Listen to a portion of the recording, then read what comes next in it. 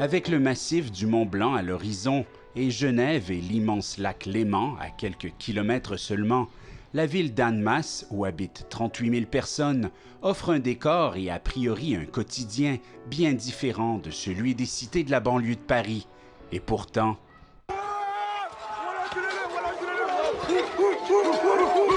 Pendant 3 nuits, la fin de semaine dernière, des dizaines de jeunes y ont volé, saccagé, brûlé commerces et biens publics. Un petit morceau, madame. En ce jour de marché, dans le quartier populaire de Périer, où est née la révolte, les résidents se remettent encore des événements. Difficile d'oublier quand les traces sont juste à côté. Alors là, ça a commencé par une intrusion ici au rez-de-chaussée. On croise Françoise qui nous parle de cette maison Nelson Mandela qui hébergeait des services communautaires. Elle servait aussi de lieu de rencontre pour les jeunes. Le samedi matin, quand on est venu voir l'État, je peux vous dire que tout le monde était en larmes. Les employés, les bénévoles, on était tous vraiment anéantis. Tout ce travail qu'on fait depuis des années, on aurait dit que tout s'écroulait ou que ça avait servi à rien. Depuis 9 ans, Françoise fait partie du comité citoyen dont le mandat est d'offrir une meilleure qualité de vie dans le quartier.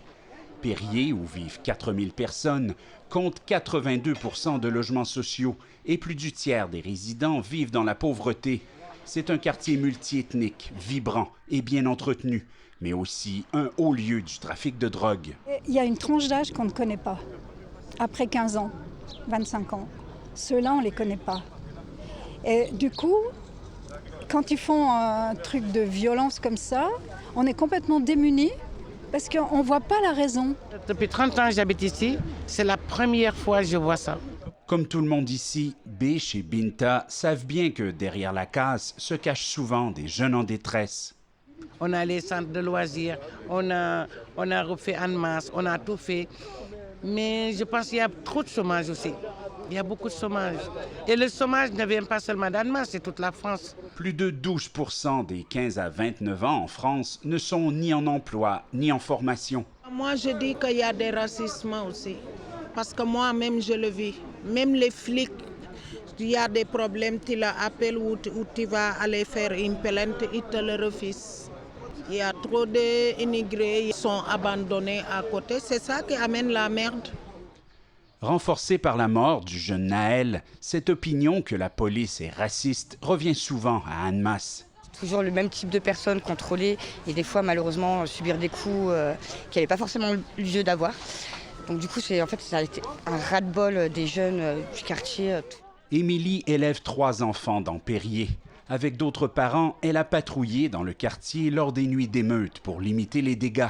On a tourné toute la nuit, on a fait une nuit blanche, on en a ramené, on a commencé le vendredi, on en a ramené chez eux en les tirant par les oreilles.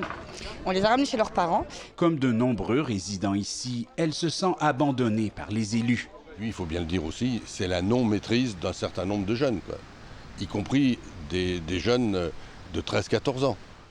Devant son hôtel de ville, à 2 km du marché, le maire d'Annemasse rappelle qu'il a investi plus d'une centaine de millions d'euros dans le quartier Périer. La rénovation urbaine, c'est plutôt une réussite. Ce qu'on a du mal à traiter, c'est le contenu. C'est les gens qui sont dedans. Et ce qui nous manque à nous, élus locaux, c'est des moyens de fonctionnement, des moyens pour avoir plus d'éducateurs dans la rue, pour avoir plus de travailleurs sociaux. Il faut mieux combattre le trafic de drogue, ajoute-t-il, et améliorer les liens entre la police et la communauté. C'est l'élément qu'il faut retravailler, le contenu de la police, la formation des policiers. La police de proximité, elle avait cette capacité à créer des liens autres que le lien répressif.